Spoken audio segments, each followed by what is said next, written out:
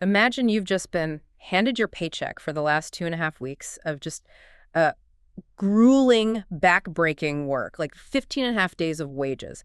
You take that money, you walk into a market, and all it buys you, the entirety of your labor, is one ugly, spongy, muddy lump of raw iron. Yeah, not even a finished sword Right. or, a breastplate, just the raw material, a rock, essentially, that still needs weeks of hammering just to even be usable. Exactly. Usually when we think about high-tech engineering or like advanced materials science today, there's this expectation of pristine environments. We picture a modern microchip factory or a clean room where guys in white suits have digital sensors reading temperatures down to the microscopic decimal point. Right, the engineer just points at a complex schematic and says, yep, the math is perfect. Yeah, we like our technology to be visible, categorized, and neatly quantifiable. It's a very sterile view of progress. It's perfectly controlled, and it's almost entirely binary. It either works or it doesn't, based on a specific formula. Right. But then you step into the world of medieval metallurgy. Suddenly, that clean room is replaced by a muddy, smoke-filled forest clearing. We're looking at a technological landscape that is, well, honestly, it's on fire, it's covered in dirt, and it is overwhelmingly loud. Oh, incredibly loud. But what they were doing in those clearings was chemical engineering of the highest order. So, welcome to the deep dive. Today, we are stepping into the intense, fiery, and surprisingly sophisticated world of medieval metallurgy. And for you listening, we aren't just going to hit the historical highlights. We are acting as your world-class subject matter experts and pedagogical coaches today. We're going to conduct a structured, chapter-by-chapter deep dive. We'll look at the exact chemistry, the staggering economics, and the masterful artisan intuition required to turn literal dirt into an impenetrable suit of armor. Exactly. And to guide us through the smoke, we are relying on a brilliantly detailed materials science treatise by Sylvia Lever, published in 2003. It's titled A Treatise on the Making of Iron in a Bloomery and on the Quality of the Armor Made from Such Iron. What makes Lever's work so vital is that she takes historical texts, first-hand accounts, and ledgers from the 15th and 16th centuries and puts them under the unforgiving microscope of modern material science. It's basically where historical grit meets hardcore chemistry. So we're breaking this down into 5 distinct chapters today, from pulling the ore out of the ground all the way to the economics of armor on the battlefield. Let's jump right in. Okay, let's unpack this. Chapter 1, the accidental Iron Age and the nature of ore. The big idea here, a one-sentence distillation of this chapter's core thesis, is that iron smelting likely began as a fortunate accident in a primitive copper furnace, sparking a technological revolution that relied on complex chemical reduction rather than simple melting. That's a great summary. Because, when most people picture early humans discovering iron, they think of a very caveman scenario. Right, somebody just threw some weird rocks into a really hot campfire and boom, liquid iron melted out and cooled into a sword. Exactly. But Lever points out that this is chemically impossible. She suggests the Iron Age was basically a massive accident by a copper smelter. Which is such a wild paradigm shift. Let's do the advanced deep dive on this. Explain the technical nuances here, assuming I have basic background knowledge. Don't simplify it. Expand on how and why this accident happened. Okay, so picture an early copper smelter in the Bronze Age. These are highly skilled professionals. They're used to throwing green copper ore into a clay furnace, pumping the bellows to get it incredibly hot, and then watching liquid copper pool at the bottom. It's a very straightforward melting process. Right, just get it hot enough and it melts. Yes. But one day, they throw in a piece of hematite. Hematite is a reddish iron ore, and to the naked eye, it looks surprisingly similar to the roasted copper ore they use every day. A completely understandable mix-up. Entirely. But when the fire dies down, they're extremely confused. They don't find a pool of liquid metal at the bottom. The slag, the melted rock, and waste material is down there, sure. But mixed into the remaining charcoal, they find these weird, spongy, porous chunks of dirty metal. It's like trying to bake a cake, but discovering that the crumbs left in the pan are somehow harder than the pan itself. I love that analogy because it captures the pure confusion of the moment. And if they took those weird, porous crumbs and kept them hot, say, between 1,000 and 1,100 degrees Celsius, they realized they could actually hammer them into a solid mass. It was malleable. It didn't shatter like stone. They had accidentally discovered iron. Wow! But to understand why it didn't just melt like copper, we have to look at the core chemical hurdle they had stumbled upon. Iron is incredibly stubborn. In nature, it almost never exists as pure metal. It exists as an oxide. It is chemically bonded to oxygen atoms, and iron separates from oxygen very, very reluctantly. It's like a deeply toxic relationship. They just refuse to let go of each other without a massive fight. Precisely. With copper or tin, you can essentially just apply heat, and the metal melts away from the rock. But iron requires complex chemical reduction. You aren't just applying heat to melt it. You have to introduce a chemical agent into the fire that wants the oxygen more than the iron does. So wait, the fire isn't just there to make things hot. The fire is actually a chemical participant in the reaction. Yes, this is the brilliance of it. When you burn charcoal in an enclosed furnace with limited oxygen, it produces carbon monoxide gas. That carbon monoxide gas is incredibly hungry for more oxygen, so it can become carbon dioxide. As it rises through the furnace, it acts almost like a chemical magnet, physically ripping the oxygen atoms away from the iron ore, leaving pure, solid iron behind. That is wild. They were performing advanced chemical reductions centuries before anyone knew what an atom or a molecule was. But before we get too deep into the fire, let's talk about the rocks themselves, because not all dirt is created equal. Lever details 3 main types of iron ore that these early smiths would have been hunting for. Right. You have carbonate ores, hematite ores, and limonite ores. What's the practical difference for the guy actually digging this stuff up? The practical difference is entirely about what the iron is bonded with, which dictates how you have to treat it. Carbonates, often called siderite or steelstone, contain iron bonded as ferrous carbonate. It's very dense and very hard. Hematite, which we mentioned earlier, is iron bonded with pure oxygen. Hematite was highly prized much later during the Industrial Revolution because it contains very little phosphorus. And phosphorus is bad. Disastrously bad. It makes steel incredibly brittle in the cold. Then you have the limonites. Limonites are hydrated iron oxides, meaning they contain a massive amount of chemically absorbed water. And there's a specific type of limonite that sounds like something straight out of a fantasy novel, bog iron. Yes, bog iron is incredibly important historically, particularly in northern Europe. It literally grows in swamps. It forms when groundwater that is rich in dissolved iron flows into wetlands. The iron oxidizes and precipitates out, forming these pea-sized nodules or large flat cakes right under the peat. You literally harvest it from the mud with a shovel. Which brings up a fascinating point for you listening. Think about how local geography and weather completely dictated survival and warfare. If you lived in Scandinavia, you didn't have massive dry mountains to mine hematite. You had swamps. So your entire weapons industry, your ability to defend your kingdom, relied on waiting for the mud to yield bog iron. And because of how it forms in the water, bog iron is already highly porous, which is a massive advantage for the chemical reduction we just talked about. But let's say I'm not using bog iron. Let's say I've just mined a massive solid chunk of siderite out of a mountain. I can't just chuck that raw boulder into the furnace, right? Lever talks about roasting the ore first. Why are we roasting rocks? Because a solid boulder of iron ore is chemically impenetrable. If you throw a raw rock into the furnace, that carbon monoxide gas can only interact with the very outside surface of the rock. The inside remains totally unreacted. Roasting is the solution. You build an open wood fire, pile the ore on top, and let it burn. So what does that actually do to the rock? If you roast a carbonate ore, the heat violently expels the carbon dioxide trapped inside it. If you roast a hematite, you boil out the trapped water. So the rock is literally popping and fracturing as these gases and waters violently escape. Exactly. The rock expands, its internal structure fractures, and it becomes incredibly porous, like a rigid sponge. This does 2 things. First, it creates millions of microscopic pathways for the carbon monoxide to enter the rock later in the furnace. Second, raw iron ore is incredibly hard to break. Roasting makes it brittle enough to shatter with a hammer into exact, usable sizes. And Biringuccio, this 16th century Italian metallurgist that Lever quotes heavily, is hyper-specific about that size. He says the pieces must be broken down to the size of a walnut, roughly 6 by 3 by 3 centimeters. That level of attention to detail is staggering. It's not just break it up, it's break it to this exact dimension. Because every variable matters. If the pieces are too big, larger than a walnut, the carbon monoxide gas can't penetrate all the way to the center before the rock reaches the bottom of the furnace, so you waste iron. If the pieces are too small, like gravel or dust, they pack together too tightly and completely choke the airflow in the furnace, killing the fire. Okay, so we have our walnut-sized, highly porous, roasted rocks. Now we have to actually extract the iron. And this brings us to what I found to be the most mind-bending part of the entire process, the temperature paradox. This completely broke my brain. It is a remarkable chemical tightrope. Let's lay out the exact numbers so we can appreciate the difficulty.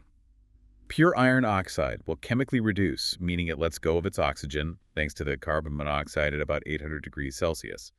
However, iron doesn't actually melt and turn into a liquid until it hits 1540 degrees Celsius. So 800 degrees to get the pure iron by itself, but a massive 1540 degrees to actually melt it into a liquid. Right. But there is a third critical temperature to consider. The ore you just roasted isn't pure iron. It's full of silica and other useless rock. To separate that waste rock, which we call slag, from the iron, you have to liquefy the slag so it can drip away. And silica slag liquefies at around 1150 degrees Celsius. So if I'm a medieval bloomer standing in a forest, I have a massive problem. I have to get my furnace hot enough to melt the waste rock 1150 degrees so it separates from the iron.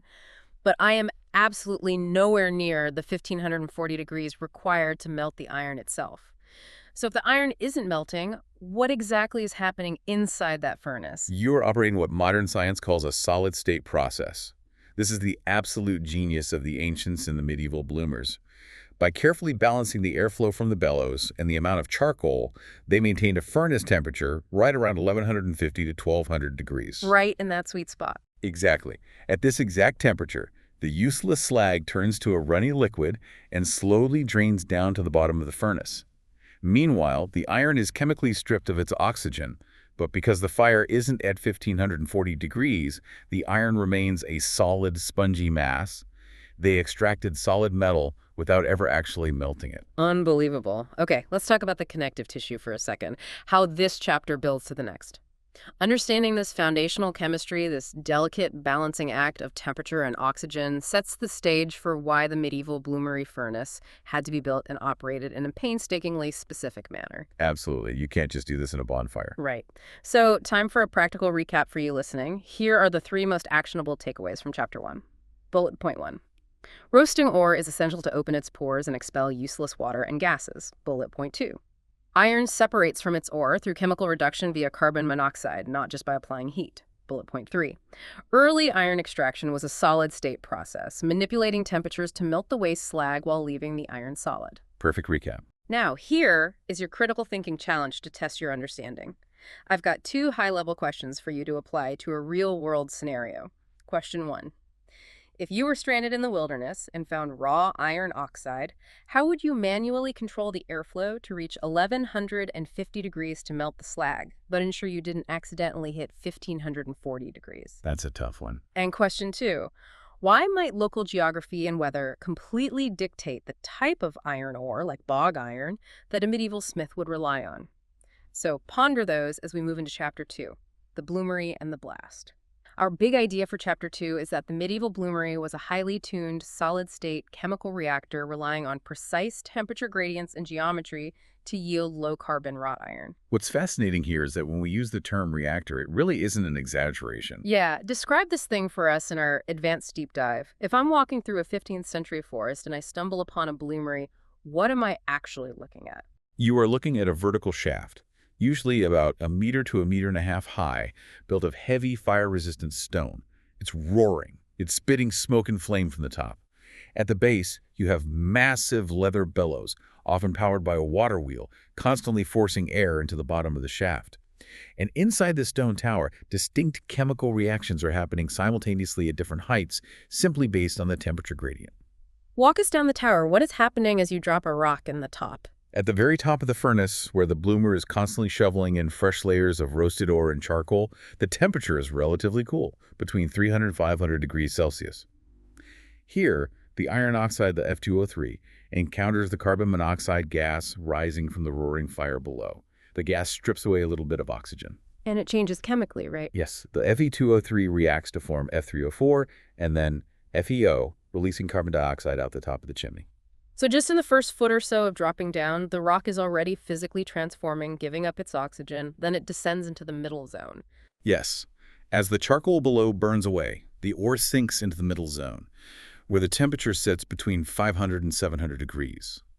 Here, the remaining FeO reacts with even more carbon monoxide, yielding relatively pure iron Fe and more carbon dioxide. And finally, it sinks into the belly of the beast, the bottom of the furnace. The bottom is the crucible. It's the hottest zone. right where the fresh air from the bellows is blasted directly into the burning charcoal. It is between 700 and roughly 1200 degrees Celsius here. Any remaining traces of FeO react directly with the solid glowing carbon of the charcoal to produce pure iron. More importantly, at this extreme temperature, the waste silica inside the rock finally melts into liquid slag. So the rock is literally sweating out its impurities. Exactly. The liquid slag oozes out, and what's left are these tiny, solid particles of pure iron. Because iron is heavy, these solid particles sink through the liquid slag, clumping together at the very bottom of the furnace into a spongy, glowing mass. This mass is called a bloom. A bloom, a solid lump of iron coated in liquid slag. And according to Lever's paper, the carbon content of this bloom rarely exceeded 0.8%. Most of the time, it was just a few fractions of a percent. It's what we call low-carbon wrought iron. It's ductile, it's malleable, it's ready to be pulled out, reheated, and hammered into a sword or a plowshare. But here's the tragic part. The yield effectiveness, meaning how much of the actual iron inside the rock they managed to capture in that bloom, was only about 55% on average. They were losing almost half of the precious iron they had mined and roasted. Yes. It remained trapped in the liquid slag that they tapped out of the furnace and just threw away. That is agonizing. You do all that work, and half your product is literal garbage, which explains why the construction of the furnace had to be so immaculate. You couldn't afford to lose even more yield to a badly built fire. Leader cites Biringuccio again, who specifies that you have to use very specific fire-resistant stones to build the furnace walls, like black flintstone flecked with white, or a volcanic rock called peperino. Because if you build it out of normal river rocks or limestone, the extreme heat and the chemical corrosiveness of the liquid slag will literally melt the furnace walls. The furnace will consume itself. Biringuccio even specifies how to shape the inside of the shaft, using strings stretched upwards and outwards like a reversed pyramid to ensure the ore drops at the exact right speed. But the detail that absolutely blew my mind, the thing that proves these medieval artisans were absolute masters of empirical science, was a tuyere. The tuyere. This is the heart of the operation. The tuyere is the copper pipe that connects the leather bellows to the furnace. It's what blasts the fresh oxygen into the charcoal to achieve those extreme temperatures. Yes. Lever notes historical and modern archaeological research showing that the angle of this copper pipe is critical. It couldn't just be shoved into a hole in the wall. It must be angled downward at exactly 14 degrees. And what's fascinating here is that this is a microscopic adjustment that changes the entire chemical yield of the operation. If the angle of the pipe is too flat, say 5 degrees, the air blasts straight across the furnace. You actually get a higher yield of iron, but it's of terrible quality. It absorbs too much carbon, or the slag doesn't separate properly because the heat zone is too high. Wait, really? And what if the angle is too steep, say pointing down at 25 degrees? If it's too steep, the air blasts directly into the bottom of the hearth. It's very economical on fuel, because you burn the charcoal intensely at the base, but your iron yield plummets. You might only get 20 or 30% of the iron out of the rock. 14 degrees is the mathematical sweet spot. It creates a swirling heat zone that perfectly balances fuel consumption, temperature, and chemical reduction. And they figured this out without computer modeling. They figured it out through centuries of grueling trial, error, and passed down artisan knowledge. I want to push back on something here, though. I'm looking at this 55% yield, and I'm thinking about the later blast furnaces that eventually replaced these bloomeries in the 15th and 16th centuries. Blast furnaces are massive. They pump way more air. They hit 1,540 degrees. They melt the iron entirely into a liquid that pours out like water, and their yield is almost 100%. They capture all the iron. So wasn't the blast furnace just universally better? Why did they stick with the primitive bloomery for so long if it wasted half the iron? That is a brilliant question, and it highlights a major misconception about technological progress. We always assume newer is better, more heat equals more metal, right? But if we look closely, melting the iron completely in a blast furnace creates a massive, catastrophic, new chemical problem. Because of the carbon from the charcoal. Exactly. Think about what's happening in a blast furnace. You have liquid iron trickling down through a massive tower of burning charcoal, which is pure carbon.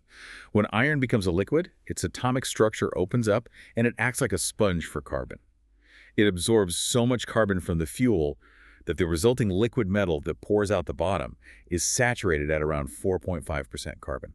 And 4.5% carbon iron has a specific name. It's cast iron, like a cast iron skillet. Right. And what are the properties of a cast iron skillet? It is incredibly hard, but it is also exceptionally brittle. It has zero flexibility. If you try to take a cast iron pan, put it on an anvil, and hammer it into a breastplate or a sword, it will shatter like glass. You cannot forge it. You cannot make armor out of it. Oh, wow. So the bloomery's supposed weakness, the fact that it couldn't get hot enough to melt the iron, was actually its greatest strength? Precisely. The bloomery skips the liquid phase entirely. Because the iron remains solid the whole time, its atomic structure stays relatively tight. It never gets the chance to absorb all that carbon from the charcoal. It produces a malleable, low-carbon wrought iron directly in one step. If you use a high-yield blast furnace, you get tons of metal, but you then have to take that brittle cast iron and run it through a whole second, incredibly labor-intensive process called a finery. You have to remelt it in an oxygen-rich environment just to burn all that excess carbon back out so a blacksmith can actually hit it with a hammer without it shattering. That is fascinating. The so-called primitive method actually produced a more immediately usable product for an armorer. So the connective tissue here. Knowing how this massive breathing chemical reactor works directly explains the incredible, grueling labor required to feed it with the perfect raw materials. Let's do our practical recap for Chapter 2. Number 1. Medieval bloomeries operate via distinct temperature zones to chemically strip oxygen from iron. Number 2. The angle of airflow the tuyere is a microscopic adjustment that makes or breaks the entire chemical yield. Number 3. While less efficient than a blast furnace, the bloomery skips the need for a secondary carbon removal process, directly producing workable steel and iron. Which is a huge time saver for the smith. Right. And here's your critical thinking challenge for this chapter. Question 1. How would you troubleshoot a furnace that is consistently producing brittle 4% carbon iron instead of workable 0.8% bloomery iron? Question 2. What does the gradual shift from the bloomery to the blast furnace, despite the blast furnace requiring a secondary finery step, tell us about the changing socioeconomic needs of the late Middle Ages? They clearly decided volume was more important. Exactly. So that leads us to Chapter 3, the prep work trees, magnets, and labor. Our big idea for Chapter 3 is that successful smelting depended entirely on the grueling, highly specific artisan preparation of charcoal and the practical, albeit sometimes flawed, assaying of ore. You don't just toss a perfectly tuned reactor any old stick or rock. If you put garbage in, you get garbage out. Here's where it gets really interesting. Let's dive into the advanced deep dive on assaying, or testing, the ore. You've just spent a week dragging a pile of rocks out of a muddy mine. How do you know if they're actually worth putting into your perfectly tuned 14-degree furnace? Because if they're useless rock, you just wasted weeks of fuel. Lever brings in Lazarus Erker and Georgius Agricola, two 16th century writers who documented these testing methods. Yes, and their methods are a beautiful blend of practical science and what almost sounds like superstition. Erker describes a method for testing iron ore in the field. You take a sample of the rock, roast it in a small fire to open it up, and then crush it into a fine powder. Then you take a lodestone, which is a naturally magnetic piece of magnetite rock, you pull it through the crushed powder. The good iron ore, being magnetic, attaches to the lodestone. The useless silica dirt stays behind. And then Berenguccio says you literally wipe the iron dust off the magnet with a hare's foot and weigh what you collected versus the dirt that was left behind to calculate the percentage of iron. Exactly. A hare's foot was likely just a very soft, statically charged brush that easily captured the fine dust. It was a perfectly rational, empirical test. It sounds so logical, but there is a massive glaring flaw in this test, isn't there? I mean, I'm thinking back to the types of ore we discussed earlier. There is a monumental flaw. This assaying method relies entirely on magnetism. It works beautifully for magnetite ores, which are naturally magnetic, or for siderite that has been roasted, which changes its chemical structure and makes it magnetic. But there are multiple types of iron ore. Hematite, for instance, is one of the richest iron ores on Earth, and it is completely non-magnetic. Oh no. So a medieval miner might run his precious lodestone over a pile of incredibly rich, beautiful hematite powder, see nothing stick to it, assume it's worthless dirt, and just throw it away. It's highly likely that countless tons of premium iron ore were discarded simply because the test was chemically limited. They relied on practical tests, and if a test had a blind spot, they operated within that blind spot. They didn't have mass spectrometers. It's a great reminder that technology is only as good as the assumptions behind the testing. But honestly, the ore is only half the battle. The true bottleneck of medieval metallurgy, the fuel that makes the entire process possible, is charcoal. Absolutely. The fuel is the great limiting factor of pre-industrial society. I have a confession. Before I read the source material, I always thought charcoal was just, burnt wood, like wood that had been in a fire for a while. But Lever makes it painstakingly clear that making metallurgical charcoal is like roasting specialty espresso beans. It is a highly deliberate chemical transformation. It is all about extracting pure energy. Why can't we just use wood? Wood, in its natural state, contains a massive amount of humidity and complex volatile compounds. Even dry firewood is packed with moisture at a cellular level. If you try to burn raw wood in a bloomery furnace, the energy of the fire is initially wasted just boiling off the water inside the wood. You get lively, dancing flames and a lot of smoke, but you do not get the intense, concentrated, penetrating heat required to reach 1150 degrees. The heat is basically capped by the moisture. Precisely. Charcoal is wood that has been systematically baked in an oxygen-starved environment. You apply heat to drive off all the humidity, all the sap, all the volatile gases. But you don't allow enough oxygen in for the wood to actually catch fire and turn to ash. What is left behind is a rigid black skeleton of almost pure carbon. And Birungicho is very specific about the types of trees you use, too. You don't just grab whatever bush is nearby. He says hardwoods like oak, beech, and hornbeam create strong, long-lasting fires, perfect for the extreme heat of the bloomery. Softwoods like fir or willow give a softer, faster heat, maybe better for a glassblower. And surprisingly, he notes that elm works for both, depending on what part of the tree you use, the trunk versus the branches. But it's not just the tree, it's how you bake it. Right. There are two main methods detailed here, and they perfectly illustrate the struggle of medieval labor. Let's start with the superior method, the apeliaro, or haystack method. The haystack method is an immense, incredibly skilled undertaking. You don't just pile wood up. The collier, the charcoal maker, builds a complex, meticulously stacked pyramid of seasoned wood around a central wooden chimney. It could be the size of a small house. Once the wood is perfectly stacked, you cover the entire massive structure in fern leaves, or broom, to create a barrier. And then the crazy part, you cover the whole thing in wet earth. Yes, a thick layer of wet earth or clay to seal it completely from the outside air, leaving just a few tiny, strategically placed vent holes at the bottom. You drop burning embers down the center chimney, seal the top, and let it smolder, and you have to wait. How long? 6 to 8 days, and you cannot leave it. The collier has to watch it day and night. If the wind shifts and blows too much air into a vent, the wood will catch fire and burn to ash, destroying a week's worth of fuel. If it doesn't get enough air, the fire dies. It bakes slowly, driving out every ounce of moisture without actually combusting. When the smoke changes color, indicating the moisture is gone, you seal all the vents with mud, suffocating the fire entirely. And the result? The result is a dense, rock-hard charcoal that literally rings like glass or metal when you strike it. This is the only fuel capable of withstanding the powerful blast of the bloomery bellows and delivering the sustained 1150-degree heat needed to smelt iron. But Lever also mentions there's a faster way, right? The pit method. Yes, the pit method is much simpler. You dig a hole, throw the wood in, light it, cover it with dirt to restrict the oxygen, and it's done in about 8 to 10 hours. So if I'm running a medieval business, why on earth would I pay a guy to live in the woods for 8 days watching a dirt pyramid when I could just dig a hole and have charcoal by dinner time? Because the pit method produces a much softer, structurally weaker charcoal. It burns too fast. Now, it's perfectly fine for a local blacksmith working a small open forge to shape a horseshoe, but if you put pit charcoal into a massive heavy stone bloomery furnace, the sheer weight of the iron ore stacked on top of it will crush it into powder. And worse, the immense force of the air from the water-powered bellows will literally blow the soft charcoal to pieces, choking the furnace and ruining the smelt. Wow. So to get the iron, you are entirely dependent on this incredibly slow, labor-intensive haystack method just to get the fuel to run your furnace. You can't shortcut it. Connective tissue time. The sheer amount of localized resources and time required to prepare the fuel and ore dictates the economics of the entire operation, moving us from the chemistry of the forest into medieval accounting. It really was an economic bottleneck. Let's do the practical recap for Chapter 3. Point 1. Magnetic assaying was a clever practical test for ore richness, though limited by its reliance on magnetism. Point 2.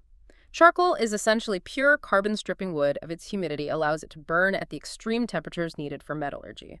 Point 3. The speed of charcoal production days versus hours directly dictates the structural integrity and burning heat of the final fuel.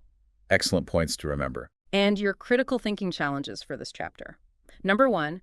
If you manage a bloomery with a rapidly depleting local forest, how do you balance the need for fast-burning pit charcoal versus the long-burning Apagliaro method? And number two, knowing that non-magnetic iron ores exist, how would you design a practical field test for medieval miners to avoid discarding rich but non-magnetic ore? That really gets you thinking about industrial survival. It does, and that perfectly transitions us to Chapter 4, the ledger versus the modern megalith. Our big idea here is that the transition from medieval bloomeries to modern blast furnaces represents a monumental shift in scale, labor economics, and precise chemical control. We're putting a price tag on all this sweat and fire. Exactly. So what does this all mean? Let's dive into the advanced deep dive. Lever brings out a primary source that I absolutely love. It is the 1408 account roll of the Bishop of Durham's bloomery at a place called Birkenau. It is a remarkable historical document because it gives us a granular, almost modern look at medieval industrial economics.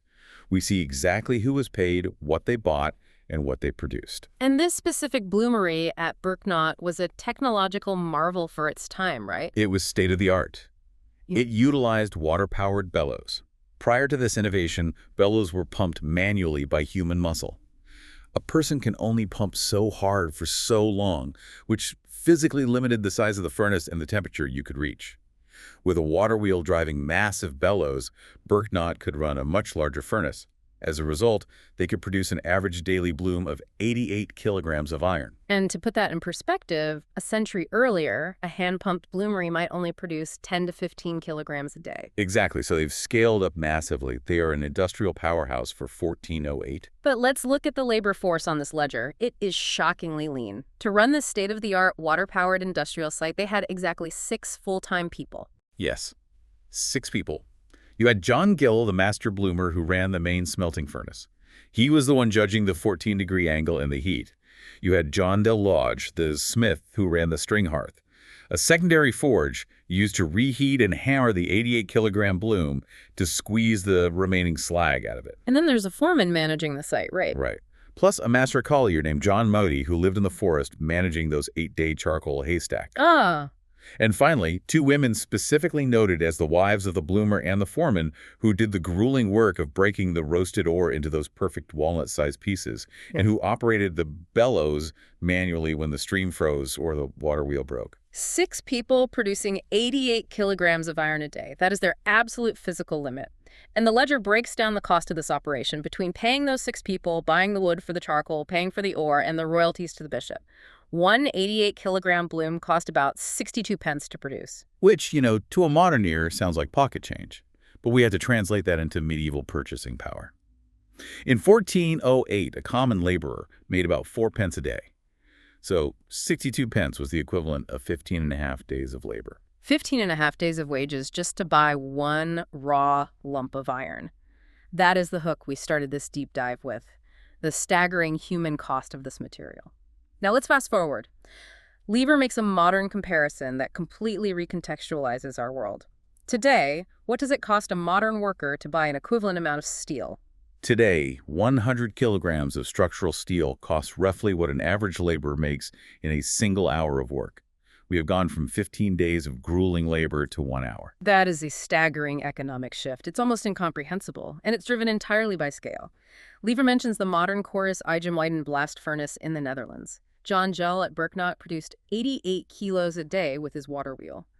What does the modern blast furnace produce? The modern blast furnace produces 13,000 tons of liquid iron every single day. 13,000 tons. And it runs 24 hours a day, 7 days a week, continuously for up to 10 years before they shut it down to rebuild the inner lining. The medieval bloomery at Birkenau only operated from dawn until dusk, and they shut down entirely for Sundays, feast days, and whenever the river froze.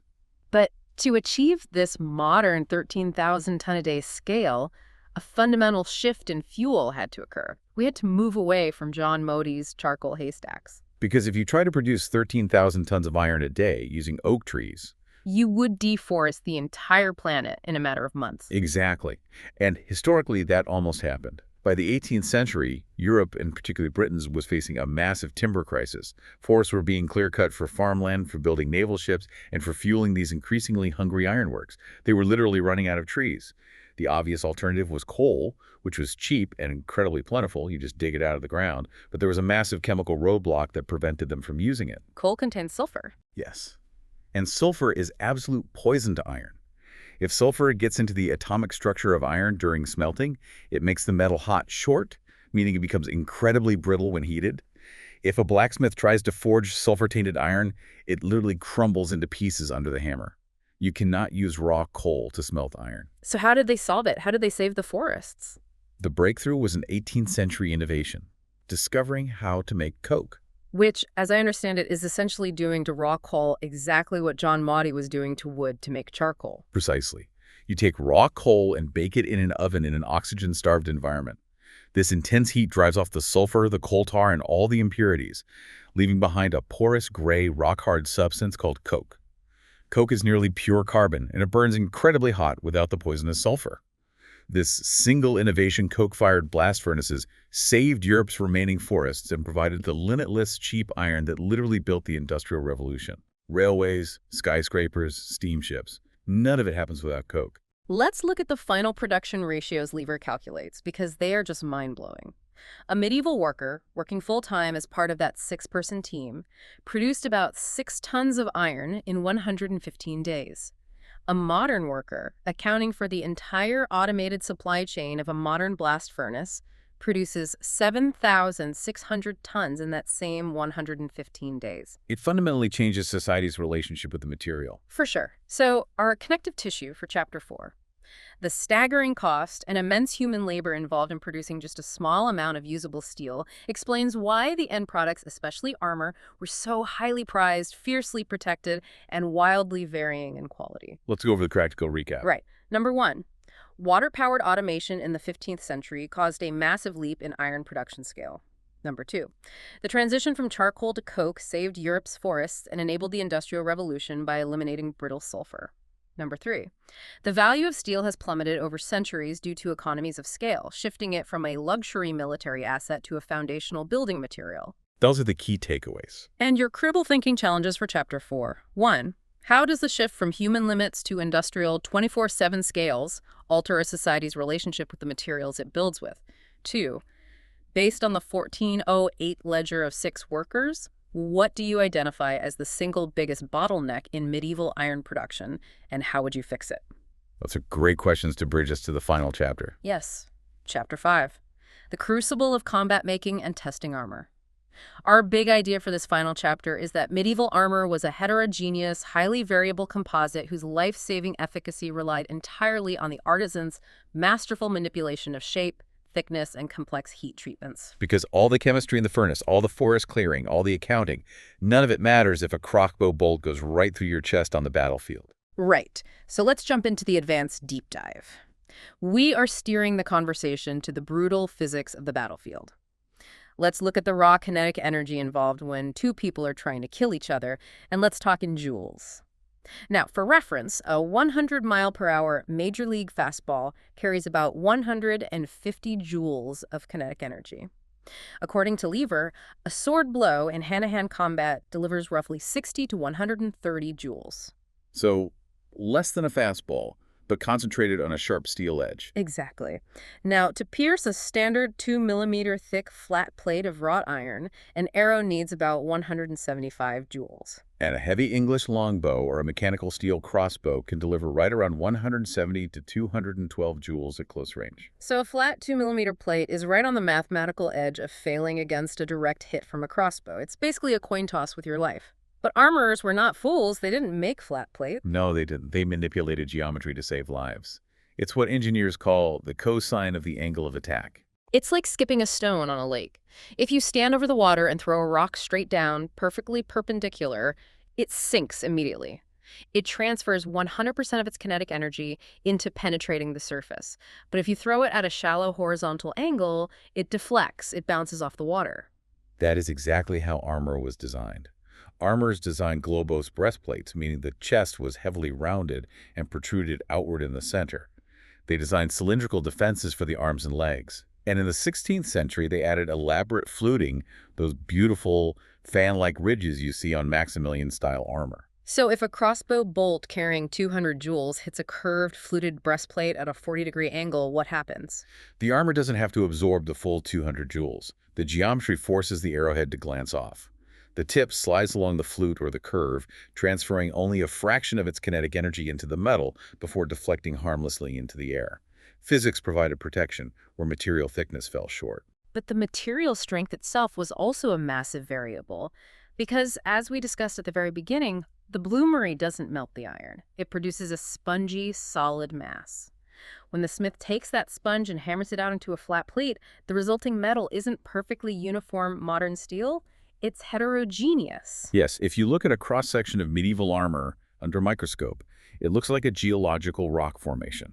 It has banded structures, layers of very soft, low-carbon, pure iron folded and mixed with layers of slightly harder, higher-carbon steel. Yeah. And interspersed throughout are microscopic inclusions of silica slag that didn't fully squeeze out during the hammering. Now, to a modern materials engineer building an airplane, a banded structure with slag inclusions looks like a catastrophic defect. Slag can initiate microscopic cracks. It's a weak point.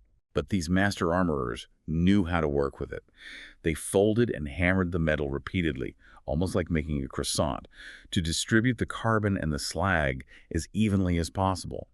And some modern testing suggests that this slightly heterogeneous banded microstructure might have actually been beneficial for dispersing concussive impact energy, acting almost like a composite material, compared to a completely uniform, perfectly rigid sheet of modern steel, which might just crack under sheer force. But to make it truly aeroproof, they had to harden it, and this is where the metallurgy gets wild. They applied incredibly complex heat treatments. There's case carburizing, which is basically packing the formed iron plate in carbon-rich material like bone or leather and baking it for hours so the very outside skin absorbs carbon, gets hard like steel, while the inside stays soft. It's great for swords, but it was rare and difficult for large, curved armor plates.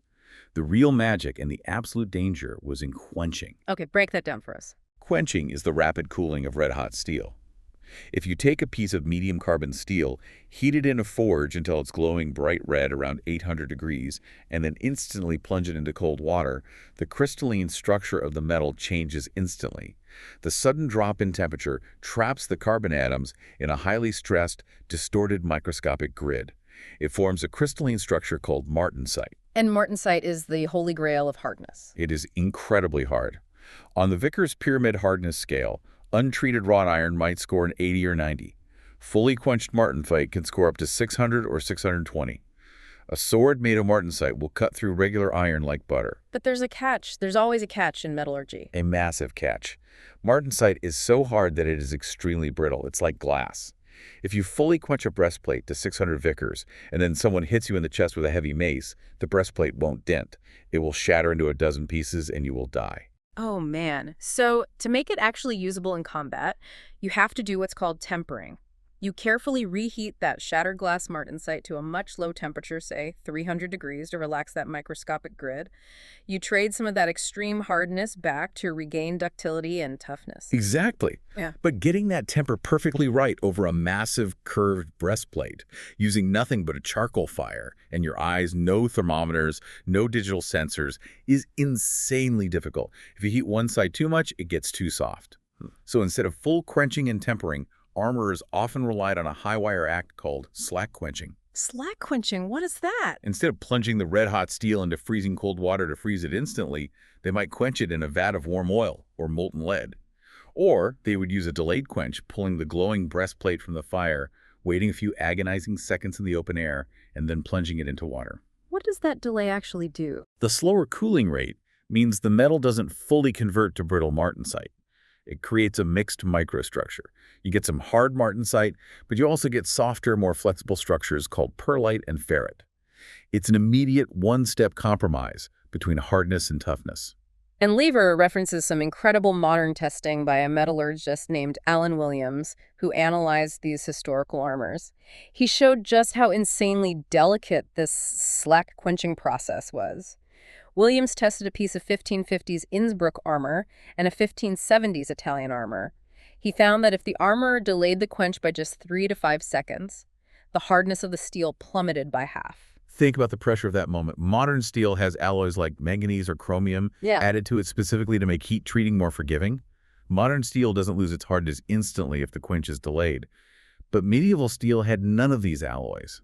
The armorer, pulling a glowing breastplate from the forge, had a window of literally 1 to 3 seconds to plunge that metal into the liquid. They had to judge the temperature entirely by the specific shade of glowing red in a dark room. 1 second too fast, the armor is brittle and shatters. 2 seconds too slow, it's too soft, and an arrow pierces it. It is breathtaking craftsmanship. It is a level of intuitive mastery that borders on art. But even with all that brilliant geometry and all that perfectly timed slack quenching, the era of functional armor eventually came to an end. It was ended by chemistry of a different sort, gunpowder. Right. Early handguns, the arquebus. We talked about a heavy crossbow delivering 212 joules. What did an early handgun deliver? Early 16th century handguns delivered an initial kinetic energy of around 250 joules. But as the century progressed, the guns got better. Later models pushed 500 joules. That's more than double the energy of the heaviest crossbow. And it's concentrated on a heavy lead ball that doesn't just shatter like an arrow shaft. Geometry and slack quenching could no longer compensate for that much raw kinetic energy. A 2mm plate, no matter how beautifully fluted or heat-treated, will buckle under 500 joules.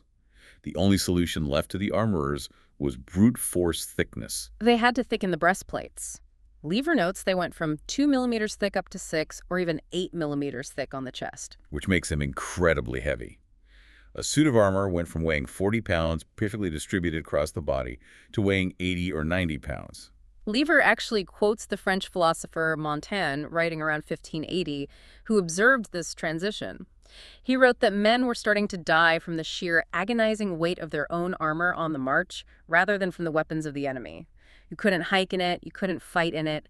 It crossed the physical threshold of the human body. And so, functional battlefield armor faded away. It transitioned into high fashion for the ultra-wealthy. Princely suits, heavily etched, gilded, meant for parades, that could cost the equivalent of 15,000 days of a laborer's wages. But functionally, the arms race had been won by the gun. The armor became obsolete. So to look back at the battlefield, our connective tissue here concludes our journey from dirt to defense, showing how the micro-level chemical principles we started with directly determined the macro-level survival of an entire era of warfare. Let's do the final practical recap. Number 1. Armorers used geometry to mitigate kinetic energy, proving physics is just as important as material strength. Number 2. Slack quenching provided a delicate, incredibly difficult to master balance of hardness and ductility without the use of modern alloys. Number 3, the advent of firearms pushed armor beyond the physical weight limits of the human body, ending its functional era. A set-in to an incredible craft. It really is. And here are your final critical thinking challenges for Chapter 5. 1. If you were an armorer designing a breastplate against 250 joule handguns, how would you balance the hardness, thickness, and geometry without making the wearer immobile? And 2, why might a banded, slightly heterogeneous microstructure actually be beneficial for dispersing concussive impact energy compared to completely uniform, perfectly rigid modern steel? Okay, we have covered a massive amount of ground today, from accidental Bronze Age copper smelting to 1408 accounting ledgers to bouncing crossbow bolts off fluted steel. Right, so what does this all mean when we step back and look at it as a whole? If we connect this to the bigger picture, what we're looking at is an awe-inspiring reality of human ingenuity. These medieval artisans, John Gill the Bloomer, the nameless armorers of Innsbruck, they didn't know the periodic table. They didn't know the molecular weight of carbon or the specific heat capacity of silica slag. Yet through intense observation, generational knowledge, and grueling trial and error, they perfectly manipulated complex chemical reactions at 1150 degrees Celsius to create life-saving masterpieces. So to you, our listener, next time you look at a stainless steel sink or the frame of your car or a cheap soup can, think about the 15 days of grueling medieval labor it used to take just to buy a lump of iron. Think about the careful felling of oak trees, the 6 days of suffocating a charcoal fire in the mud, and the perfect 14-degree angle of a copper pipe it took to make just a fender's worth of steel. This raises an important question, something for you to ponder long after this deep dive ends. With modern technology, we can perfectly control our steel's carbon content and alloy mix down to the microscopic decimal point. We have absolute precision. We have blast furnaces pumping 13,000 tons a day. But in standardizing everything into a perfect 24/7 mathematical equation, have we lost something? Have we lost the localized, intuitive genius of the master armorer? Has we lost the human ability to read the fire, to read the ore, and to treat the metal not just as a disposable commodity, but as a living, breathing craft? We started today talking about that pristine, clean room microchip factory, sterile, binary, predictable. And we journeyed into the muddy, fiery, exhausting, and brilliant reality of the medieval bloomery. I don't know about you, but suddenly that dirt, that sweat, and that fire looks a lot more like pure magic than any clean room ever could. Thanks for joining us on this deep dive. We'll see you next time.